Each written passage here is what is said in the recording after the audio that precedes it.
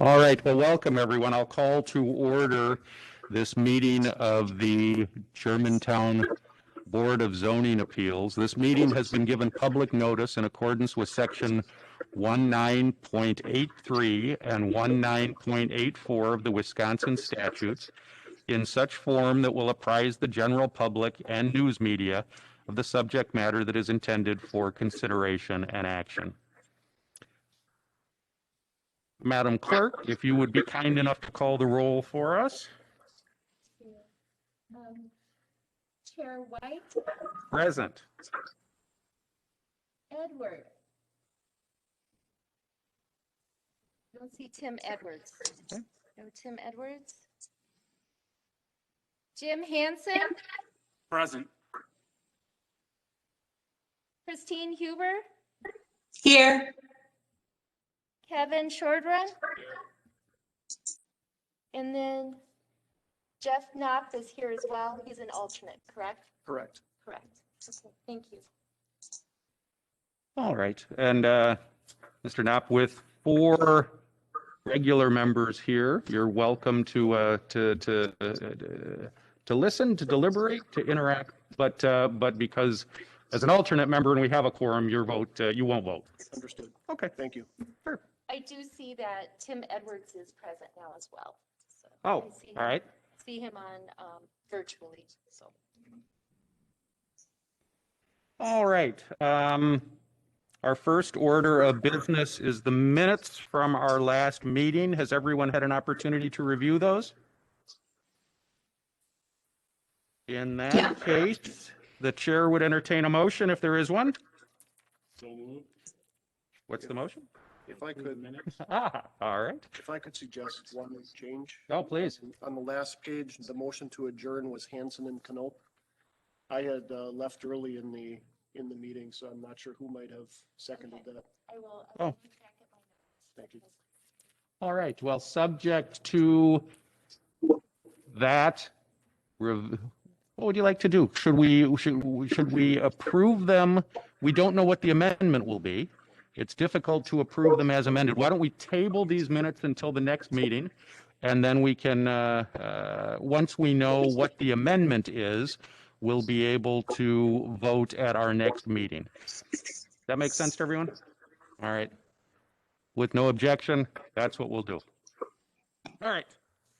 Our next item is our public hearing this evening. The purpose of this hearing will be to hear any and all parties, their attorneys or agents, for or against a variance appeal filed by David Lisinski, agent for Andrew and Kim Reed, property owners, who are requesting a variance from Section 17 of the zoning code to reduce the front street yard building setback from 110 feet to 65 feet for the property located at N118 W12789 Taylor Trail. That's lot 11 of the Woodland Ponds Estates subdivision. Is everyone prepared to proceed with that hearing? Yes? All right. Are you Mr. Lisinski?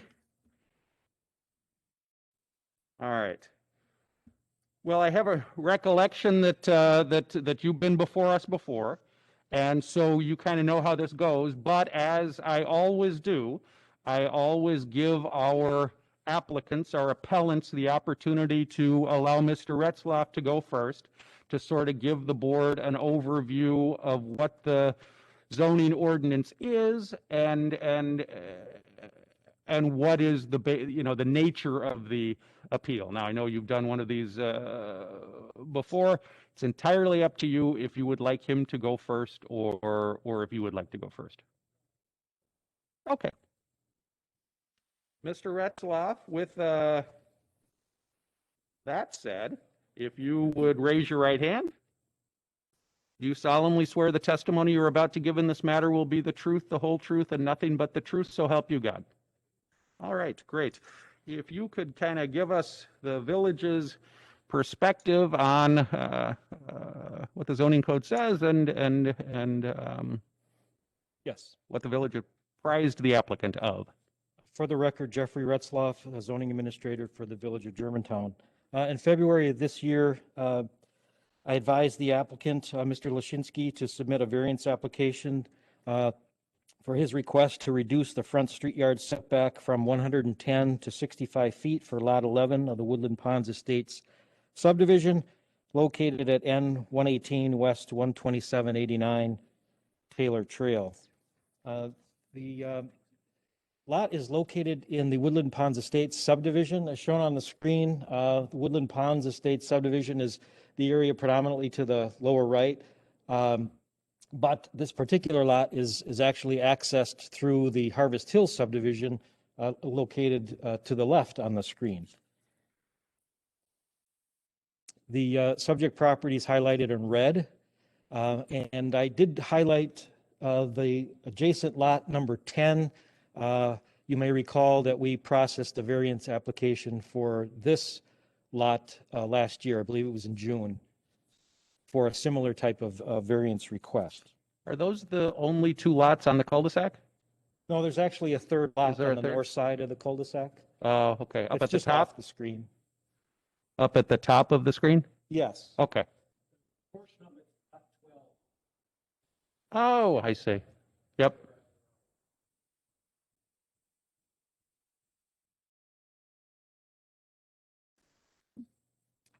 The Woodland Ponds Estate subdivision is located in an RS3 zoning district, a single-family district. The RS3 district has a minimum 45-foot front or street yard setback a requirement, except for cul-de-sac lots where the lot frontage is less than 150 feet. In that case, where the minimum setback is located at a point where the lot width opens up to 150 feet in width. And in this case, that point is about, 110 feet deep into the property. And thus the current required minimum setback of 110 feet.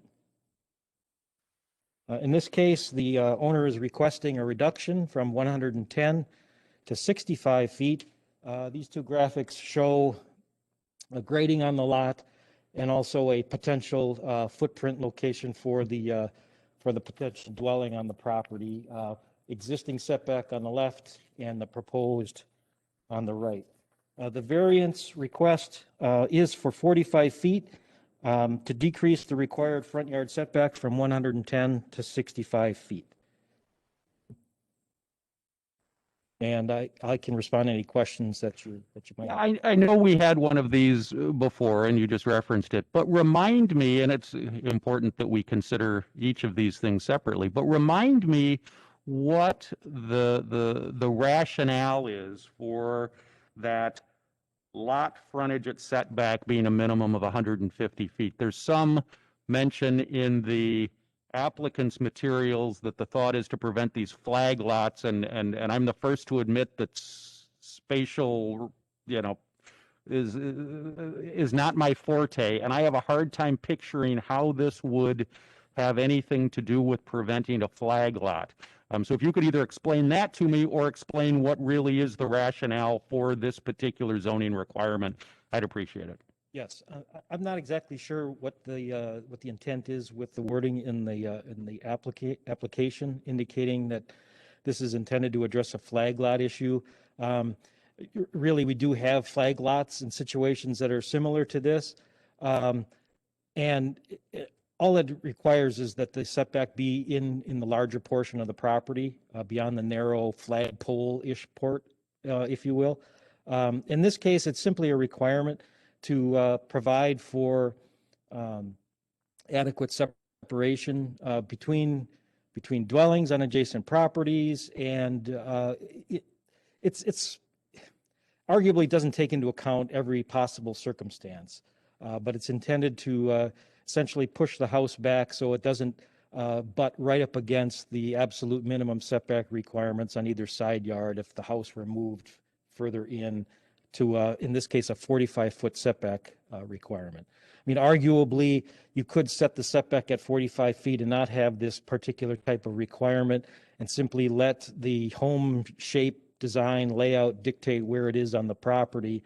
But for whatever reason, the crafters of the zoning code have come up with a provision like this. It's not uncommon. It's not the standard or the rule, but it's a typical type of requirement intended to just create a little bit more space between buildings on adjacent properties. And so that I'm clear, if the variance as requested were granted, the house would still meet the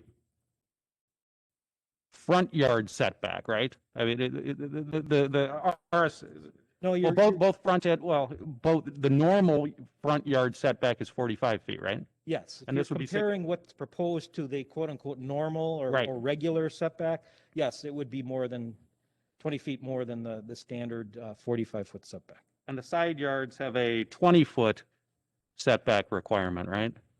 Yes, and there's no change proposed to either the side of 20 feet or the rear of 35 feet. Okay, and so it would meet both of those requirements. Okay, I think that helps me. Anyone else have any questions for Mr. Retzloff at this time?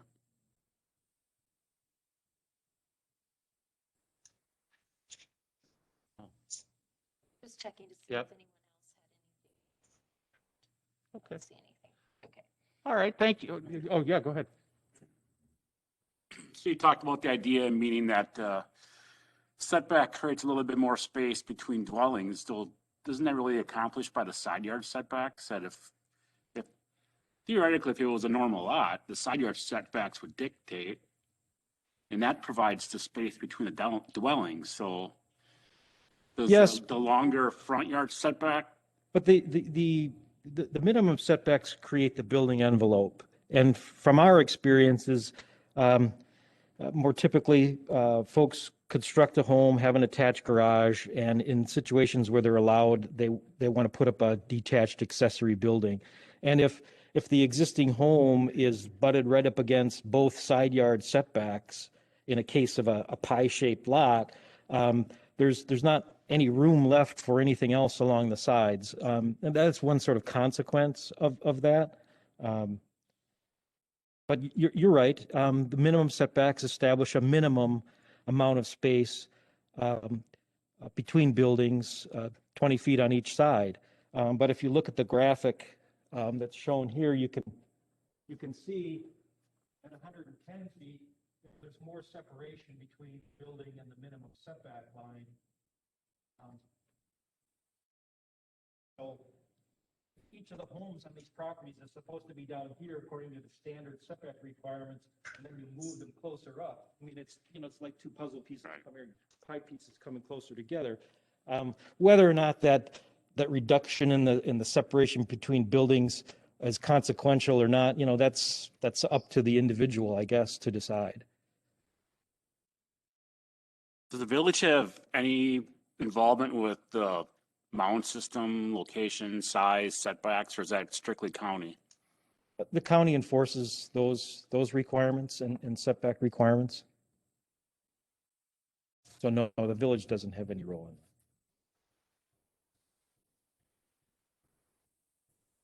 Anyone else have anything for Mr. Retzloff? No? All right. Well, thank you, Mr. Retzloff. All right, on behalf of the applicant, who's going to be our speaker? All right, come in. Yeah, please go up to the podium because it's the microphone and we're recording and also broadcasting on the internet, so it's important that you speak into the microphone. Before you begin, if you would raise your right hand. Do you solemnly swear the testimony you're about to give in this matter will be the truth, the whole truth, and nothing but the truth, so help you God? I do. All right, now if you would state your name and address for the record and be sure to speak loudly into the microphone, especially with the mask. We want to make sure we get everything. Yep. Andy Reed, R-E-E-D. Our address is 2121 North 83rd Street, Wauwatosa, Wisconsin, 53213. Okay. Thank you for having me and my wife here today. My wife Kim is here with me today. Welcome. Thank you. We really like Lot 11 and the Woodland Pond Estates subdivision. My wife and I kind of stumbled across it late last summer on a drive, on a weekend drive with our 3-year-old son. We were immediately taken back by how much natural landscape was preserved and the beautiful views from the top of Lot 11. We've spent a large amount of time since then doing research as it pertains to building a new home, specifically on this lot in Germantown. Not knowing the area all that well, we explored the lot's location, water sources, soil testing, sanitation, and the drilling of a well. We spoke with multiple people to get our questions answered about building, as well as to become more familiar with Germantown as a community. Finally, we were able to get comfortable taking the plunge and moving forward with putting an offer in on purchasing this lot. However, as presented today, our offer is contingent upon receiving a variance for the front setback, for which there are a few reasons for our request. First and foremost, our concern about the lot has been really focused on safety. While we find the slope of the lot appealing in many regards, we have concerns about the required placement of the garage on the lot and the overall placement of the house on the lot. The subdivision's codes, covenants, and restrictions require houses in the Harvest Hills subdivision to have at least a 3-car garage. The garage to be built at the highest point of the building plan and also to be sideways facing. There are also minimum house size requirements. The slope of the lot becomes progressively steeper as one walks further towards the back of the lot.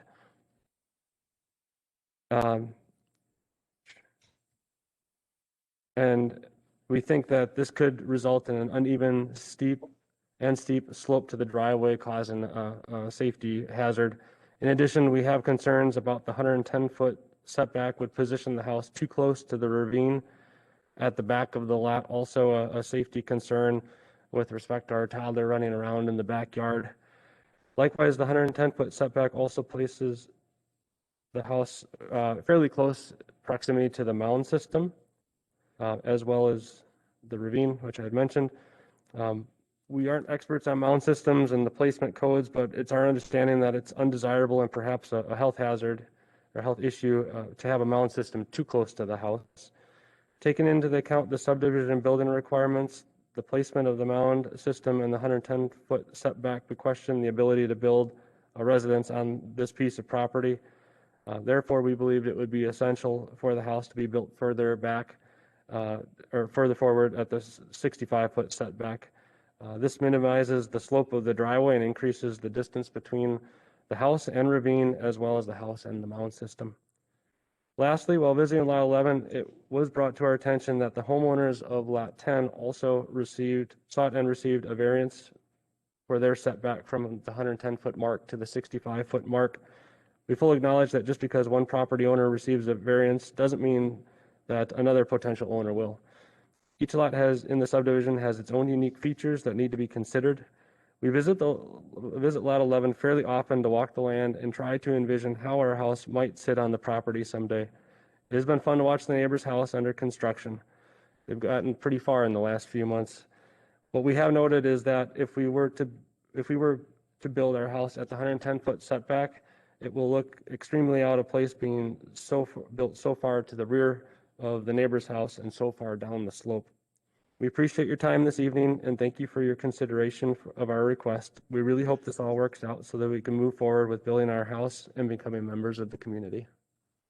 Let me ask you just a couple of questions so that I'm clear, and I think I know this.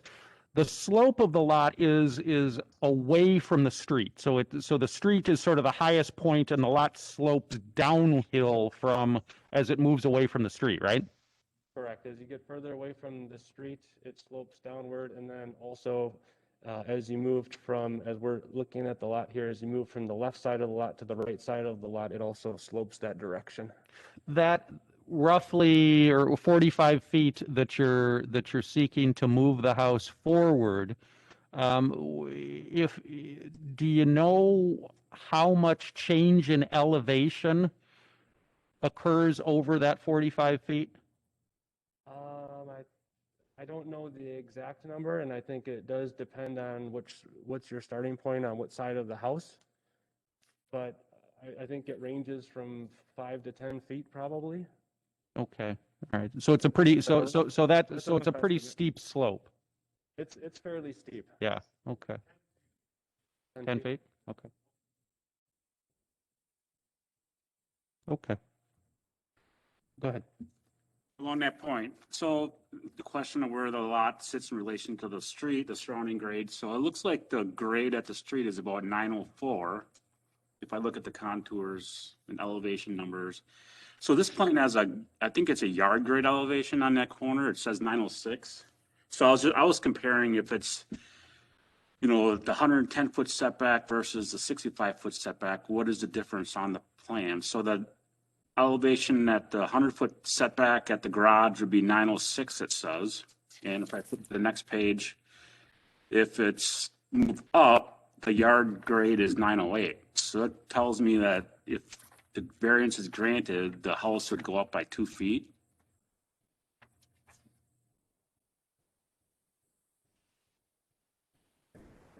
Sure.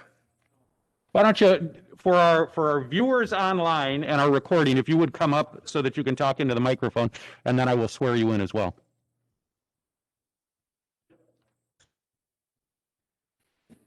All right, if you would raise your right hand. Is the testimony you're about to give in this matter, let me start over. Do you solemnly swear that the testimony you're about to give in this matter will be the truth, the whole truth, and nothing but the truth, so help you God? Yes. All right, if you would state your name and address for our record, please. David Lashinsky, 3223 Fleur de Lis Drive, Mequon, Wisconsin. Thank you. All right, so in response to Mr. Go ahead. So if you look at there's a third drawing too, I think, Jeff. Did you get that on this? I don't even know. Yeah, okay. You have it in your packet. You have a third drawing. You also have some photos in your packet that show the slope. I took pictures of it. That might help to look at those photos, but that, in any case, when you're talking about the slope and the grade, I'm going to walk over here. Okay. One of these represent the foot. This side of the property, coming down here, you're almost going which means you're not grading down at all. But if you bring this house back, and you have to get into a side garage, you end up having to come around, and then as you come here, get off of these things, start coming down faster and closer.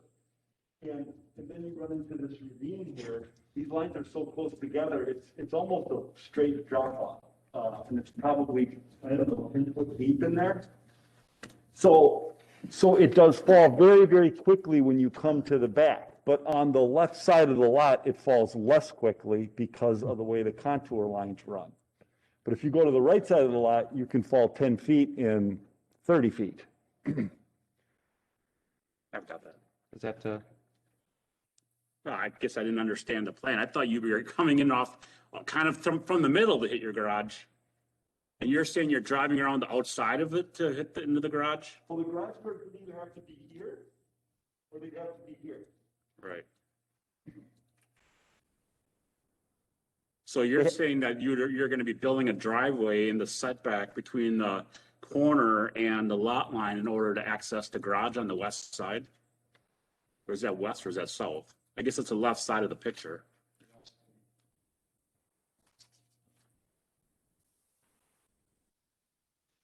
Five-foot driveway setback.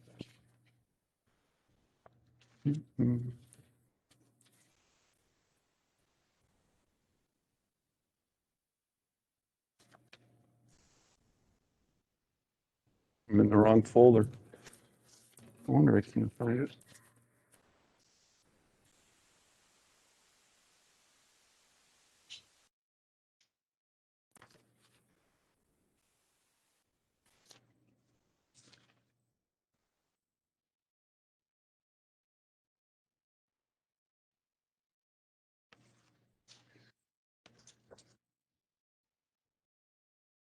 Okay, what was your question again now? Now that I've got what I'm looking for here. I think I understood the way you described the contours where there's one contour that connects into the corner there. So I thought if you're coming in from the right side, entering the garage, there's not a whole lot of slope difference. If you're coming in from the left side, then I can see you're saying you're crossing more contour lines and it's further down. It's partly the question of what elevation is the house going to be at in either scenario, and how does it relate to the neighbor? I can't find that. I'm looking for the drawing from your builder. You have it with you? All right, I have it. I just can't find it.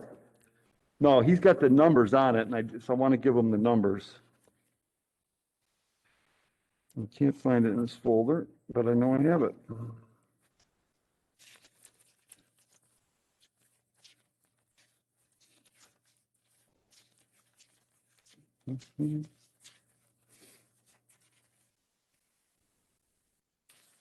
Okay.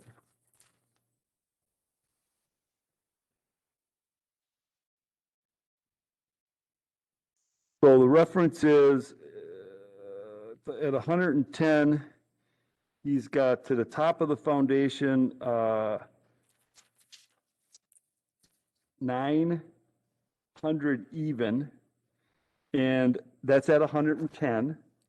And the top of the foundation at the 65 is 909. So there's a 9-foot difference in the height of the building from the 110 setback to the 65 setback.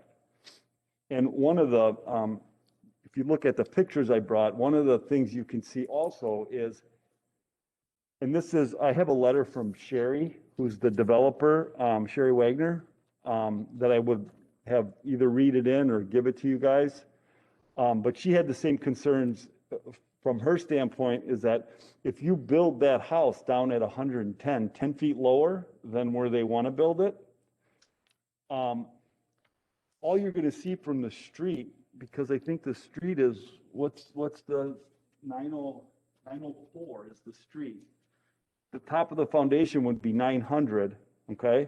So as you build this house up, you'd be looking at like the peak of the house. You wouldn't even probably be able to see the front door because it would be down 10 feet.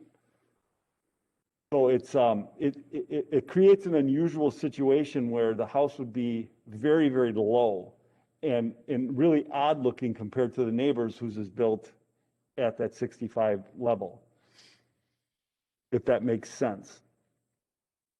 So if the street elevation is 904, and you said the foundation is 900? The At 100, at the 110 setback. top of the foundation would be 900 at the 100-foot, 110-foot setback, and it would be 909 at the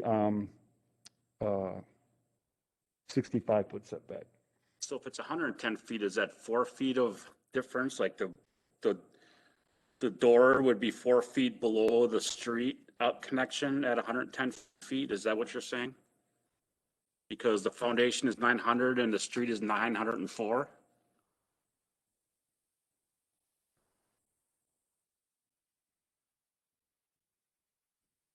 When you say top of foundation, is that really what your first floor is at, where you enter the house at that door elevation?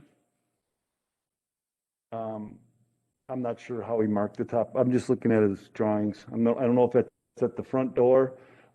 When I say visually, I'm not doing my visuals off of these numbers that the builder had. I'm doing my visuals based on being out there and looking at the house next door and looking at the land and how it slopes and what you would see from if you built it down in the bottom of the hill versus if you built it in the middle of the hill. Have any of you guys been out there to look at this? I drove by it.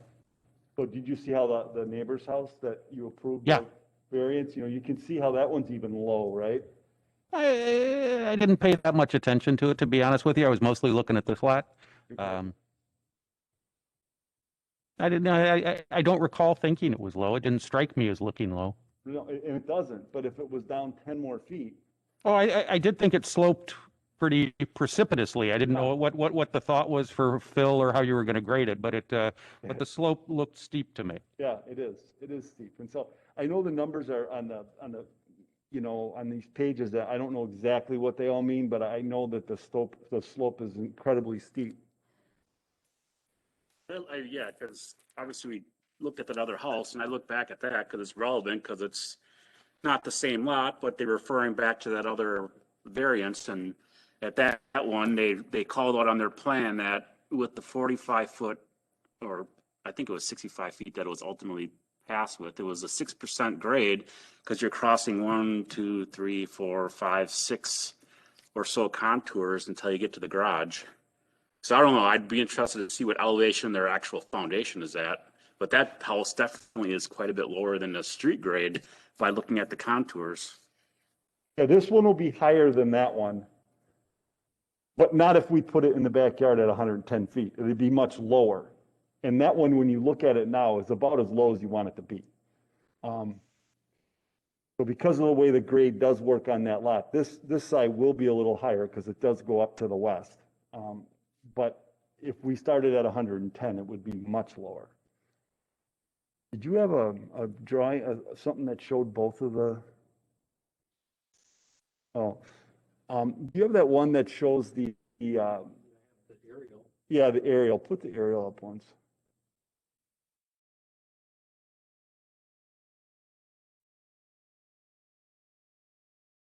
It doesn't show the.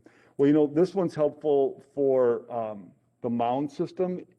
If you look in your packet, or if you remember what we were just looking at, that mound system is right up in here. Can't be in the ravine now. And so it's right up in here. Oh, go ahead. You can go back to the other one, show where the mound is.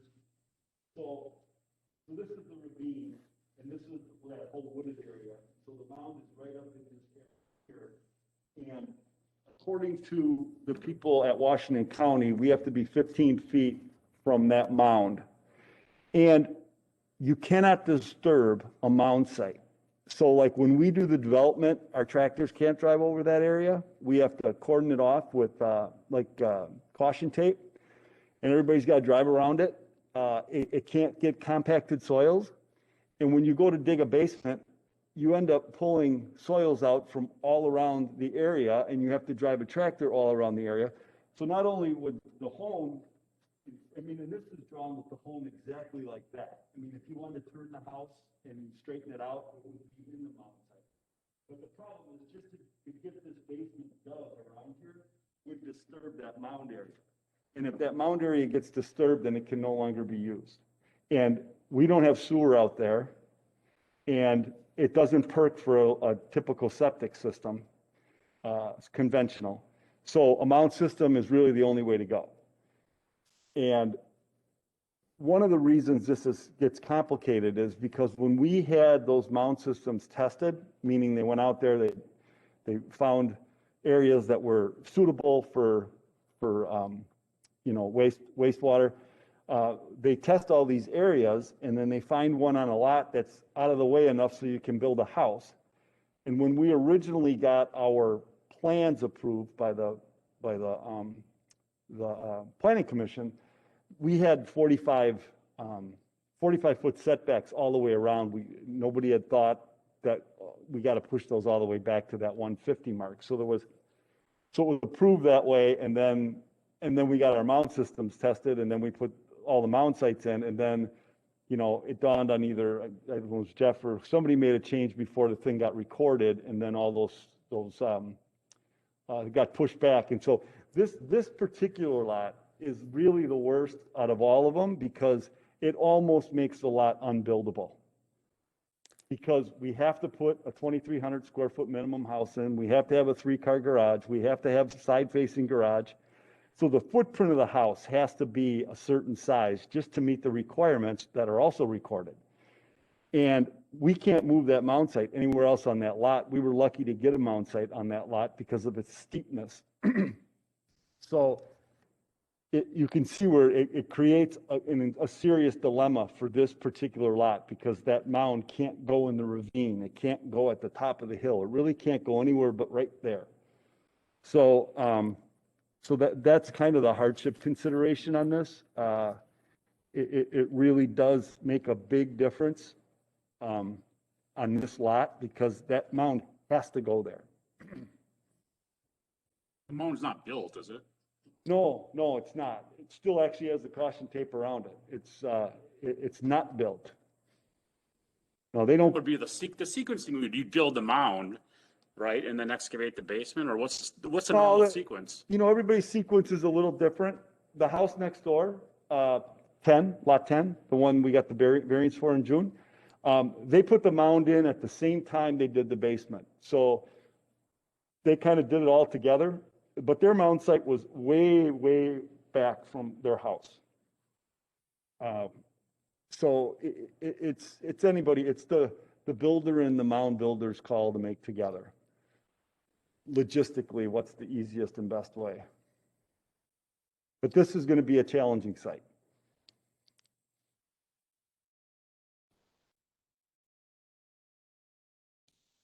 When we were here in June, we talked about, would pushing that house up to 65 make a difference for this lot? And the answer today is obviously no. The Reeds are very interested in the lot, and having that home next door at 65 feet didn't influence their decision in a negative way.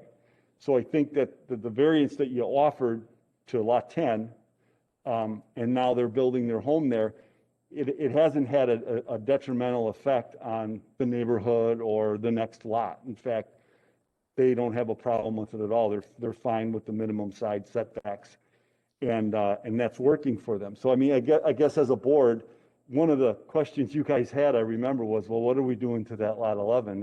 Is this going to make it so that's undesirable? And it certainly didn't.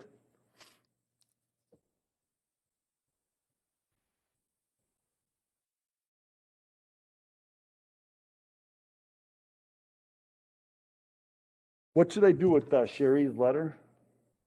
I'll take it.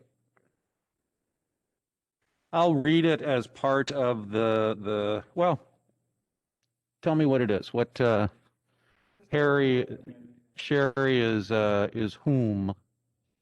Head of the Homeowners Association of Harvest Hills, Okay, which is the subdivision that they will be a part of in terms of homeowners association. all right. Well, I will read it when we get to the end where I ask if there's anybody else who wants to speak in favor, and the board, since she's not here, she's not under oath, the board will attribute whatever weight the board thinks is appropriate for the letter. All right, is there anything else that you wanted to tell us right now? No, just that I hope we can get this done. It's a very unique property. It's been highly sought after. People like being in that area with the rustic. And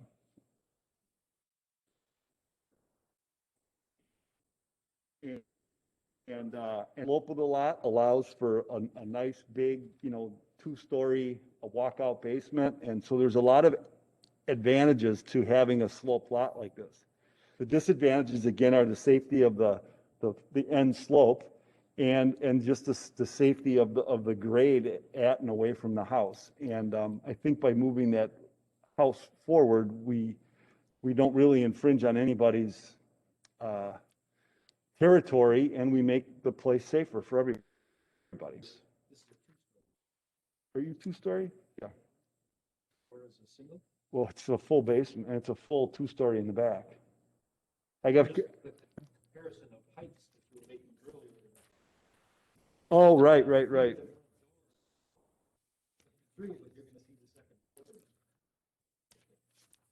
That's how it looks in the back.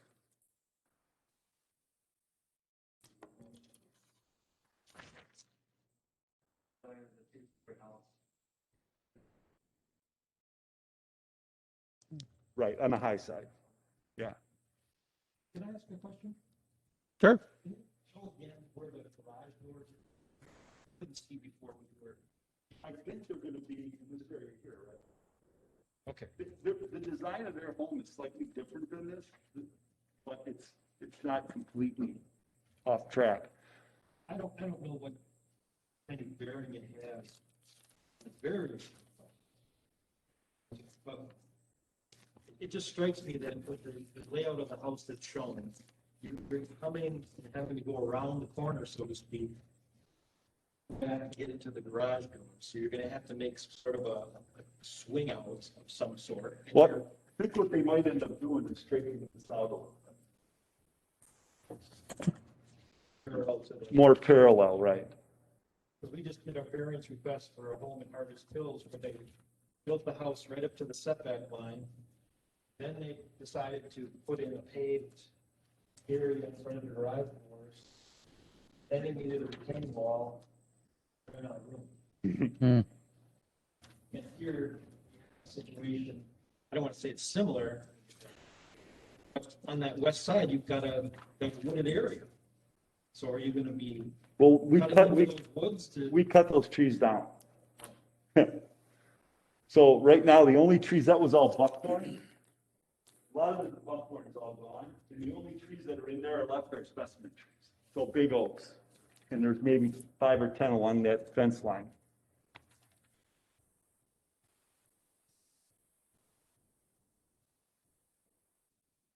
All right, does anybody, go ahead. If you're granted the variance, what is the difference in building or house heights between, lot 11 versus what's been built on lot 10? Because when I look at these maps, it seems like this house would be a lot higher. Yeah, so lot 10, basically built right up in here, so the front of their house is, I can't read that, what's that number? I read 896 896. at the front of their house, The top of their where foundation. the contours touch it. Being 900 was it, or 908? So it'd be about 10 feet higher from top of foundation to top of foundation. Just average, I mean, I don't really know exactly. Their house is obviously come from here all the way across like that. So on this corner, they're probably at 896. Well, I'd probably 896. These guys are gonna be at 4. Just do apples to apples on the graph. Yeah, I think you said 4, you said 909. Well, what I'm trying to do is, because I don't know exactly, I'm trying to do, well, what's this point here on this one, and what's this point here on that one? That seems to be 986 to 906. So 10 feet. Yeah, because that would seem to match the street better, because if I looked at 909 before, that's 6 feet higher than the street. Well, there's no way they're building their house higher. The foundation can't be higher than the street. I'm just writing down, I'm going by what you said before. Are you going to be able to see both stories from the road, or is it like one story with the? No, I think you'll see both stories from the road.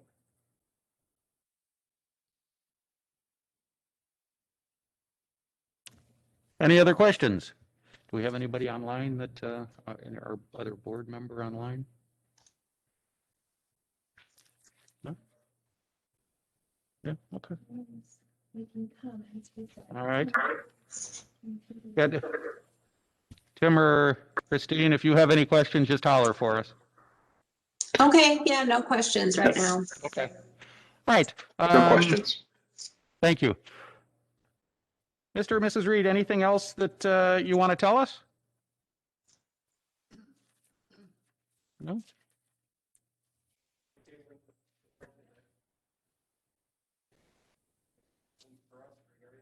Yeah, I'll get to that in a second. Mr. Retzloff, anything else? Okay, any other questions from any of the board for either Mr. Retzloff or our applicants, the Reeds, or their agent? No? All right. Seeing none, we will move to our next portion of the hearing where oh, go ahead. Did I miss one? This is the point at which I ask if there is anyone who wants to speak in favor of the application. And I will read the letter that Mr. Lisinski gave me from Sherry Wagoner from the Harvest Hills Homeowners Association. And that letter says to Mr. Lisinski, the information you sent from the village's agenda regarding Lot 11A was reviewed.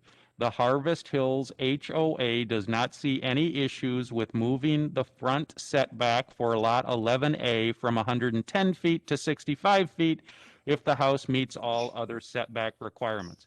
If lot 10A is already at 65 feet, it would likely look better aesthetically if lot 11A matches to some degree. There also appears to be a hardship if the house would have to remain at the 110-foot setback given the ravine location and the proposed septic location. Please let me know if you have any additional questions. Thanks, and it's signed by Ms. Wagoner. Is there anyone else that wishes to speak in favor of the applicant's requested variance? Is there anyone, and there are no other people here, so is there anyone online who wishes to speak either in favor or in opposition to the requested variance? I don't see any.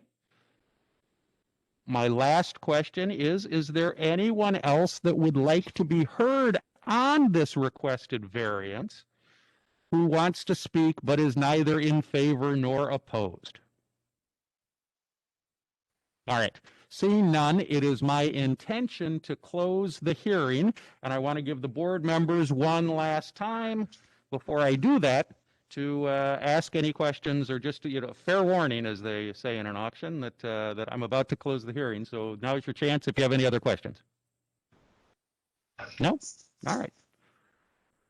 Well, then I'll declare the hearing closed, and the board will now begin its deliberations. As you all know, we have to go through the conclusions of law, and the first one is whether or not we find that the variance will or will not be contrary to the public interest and will or will not be in accord with the spirit of the zoning code. Does anyone have any thoughts on that first consideration? Well, I think it won't be contrary to the public interest and will be in accord with the spirit of the zoning code, because it seems that the spirit of the zoning code was to prevent flag lots or prevent, situations where it would be unattractive to have a house positioned in that manner. And that's not the case here. Yeah, that's my sense too. I mean, we meet if the variance is granted, they'll still meet the 45-foot setback, which would apply to a non-pie shaped yard. They'll meet the side setback requirements. The only other buildable lot on this cul-de-sac, lot 12, the building pad is in a different part of the cul-de-sac. So you're really just talking about these two houses side by side. And I don't see anything about the zoning code that would suggest that as long as the other setback requirements were met, that you couldn't let these two houses look similar. I don't, and I don't think it's certainly, I don't think it's contrary to the public interest. I think it probably will look a little better, and it's certainly not adverse to the interest of the neighbor who has, the similar variance. Seems like the area to the west is going to remain natural, so I don't see other neighbors coming back on that other side and making us think about it. Well, and right, and if they're non-pie shaped, they only have to be 45 feet back. Yeah.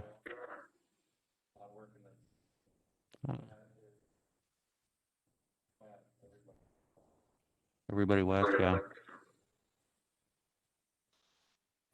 Anyone else? Sentiment. All right. Our next consideration is whether there are or are not exceptional, extraordinary, or unusual conditions or circumstances that apply specifically to this lot or parcel that do not apply generally to other property or uses in the same district. I think the two things that we have heard are the slope, which does seem to be pretty steep, and the location of the septic, which the only testimony we had was that that if not removing or not granting the variance and moving the house might present an insurmountable challenge with respect to that mound system, the location of it, and trying to dig the foundation without disturbing it. So I think those are the two considerations. I think it's a question of whether those are sufficiently extraordinary to grant the variance. In my view, I would think that they are.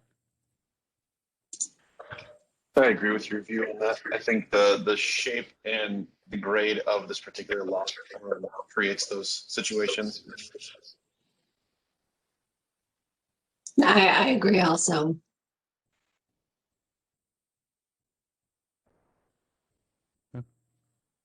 I would say yes, based on the mount system location.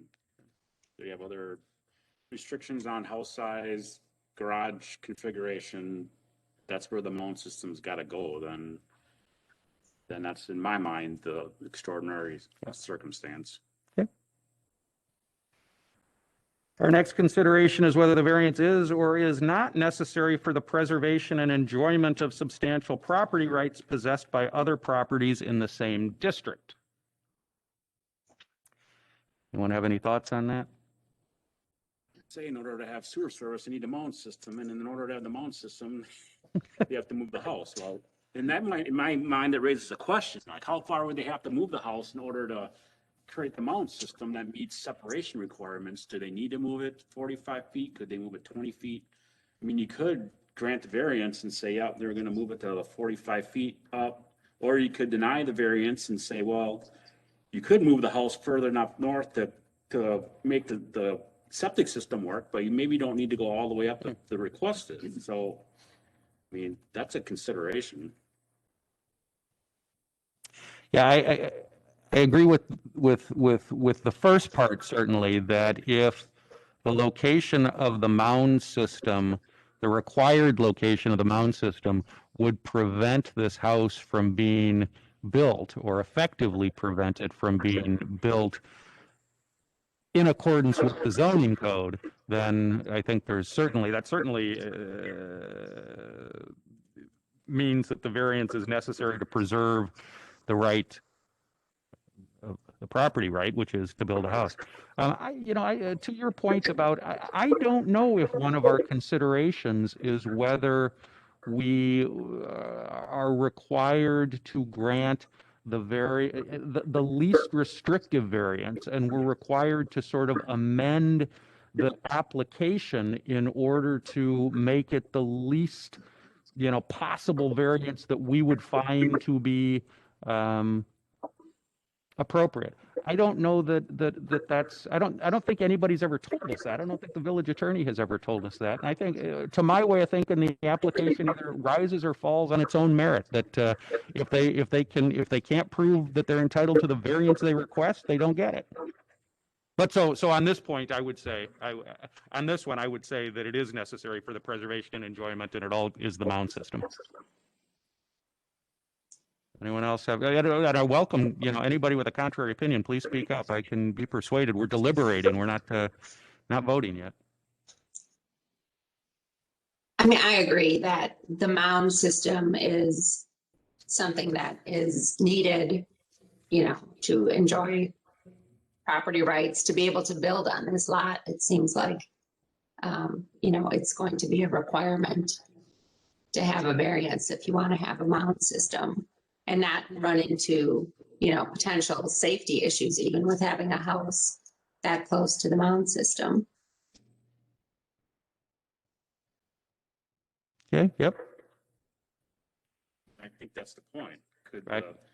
Well, if the variance was for something less, you could still build a house with the mound system. And I'm not convinced about the sloping issue, because I never built a house, but just based on the way it was described, the contours look quite a bit flatter than the neighbor. You can see on the neighbor on that screen, you got like 8 contours going down, where this one seems quite a bit flatter. I'm more concerned about this house getting way higher and looking way higher than the neighbor than this house being too low. That's just me.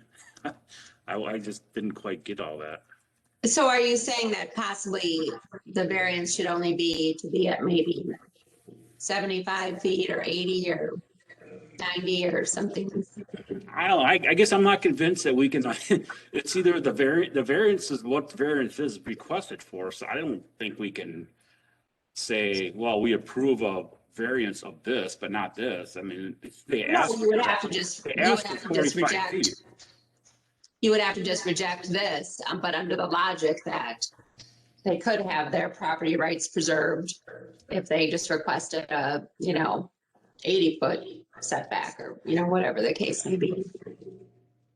I think if they would have requested an 80-foot setback, would still be, I think the sloping would still work, and then they would be able to build their mound system with the separations needed.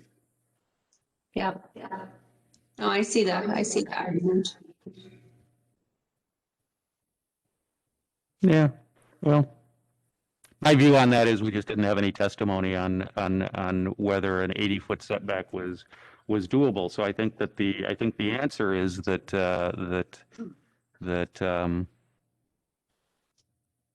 we don't know.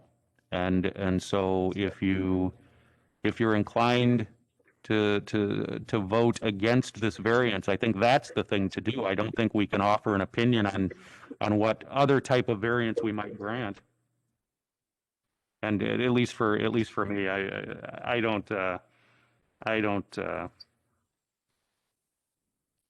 I think this particular variance, from the testimony that was presented to us, is necessary for the preservation of substantial property interest, and maybe some lesser variance might have also been sufficient, but we just didn't have testimony on that. And so I think based on the evidence we heard today, I would find that this variance is necessary.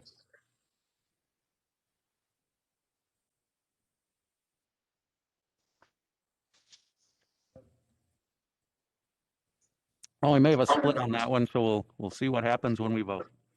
On number 4, our fourth consideration is whether or not the variance would create substantial detriment to adjacent property or will not be contrary to public safety or interest. Anyone want to take the first crack at that one? Well, we haven't heard any testimony to that, comment. So I don't think anyone has asserted there would be any detriment. In fact, the neighbor had said they were okay with it.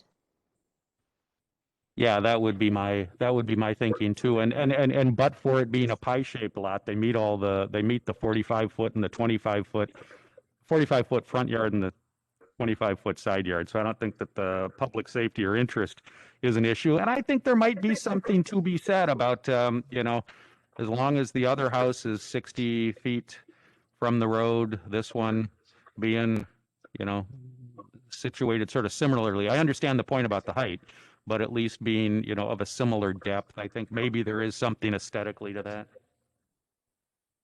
Although I guess out in the country you have houses with different driveways, big driveway, short driveway. So I guess maybe that doesn't make a difference.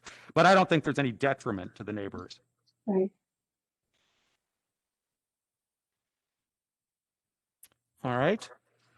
Our last one is whether a literal enforcement of the terms of the zoning code would or would not result in practical difficulty or unnecessary hardship to the applicant. I think it is, for the same reason that it impacts the ability to use the property. The answer to that question is the same as the answer to question number 3, and it's the mound.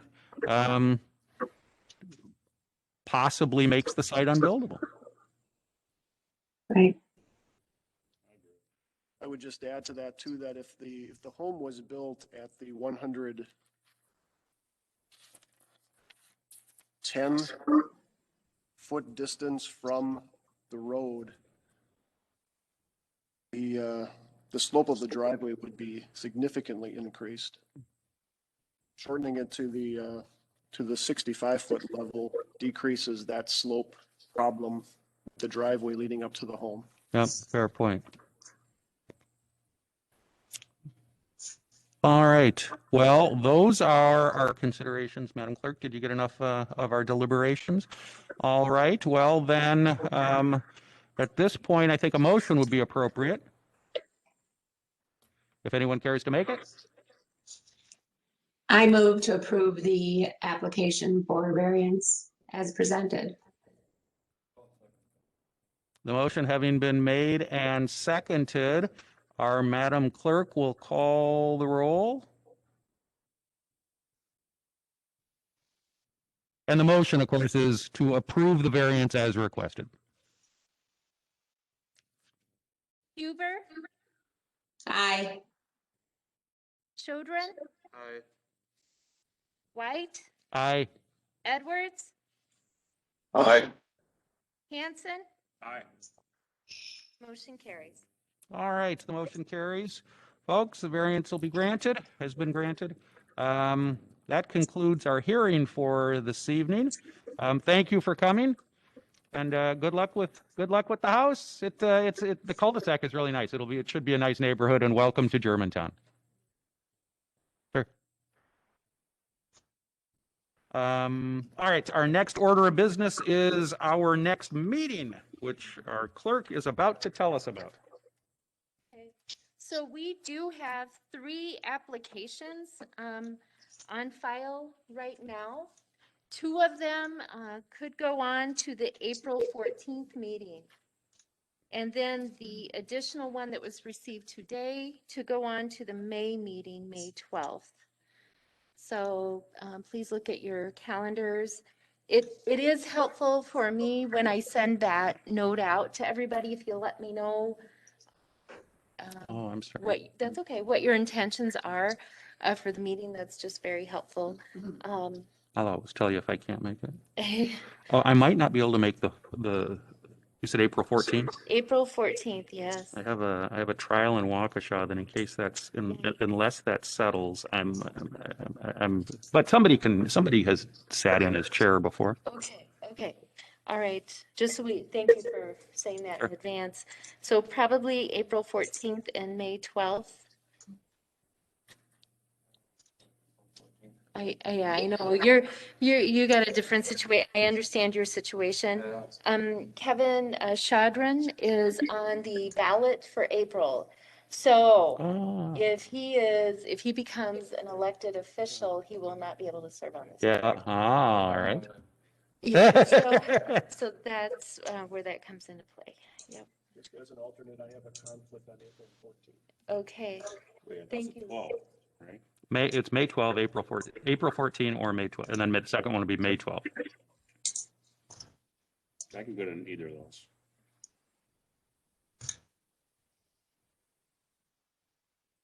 And then, correct, and Chair White probably has a conflict with April 14th. It's looking like it now, but you never know.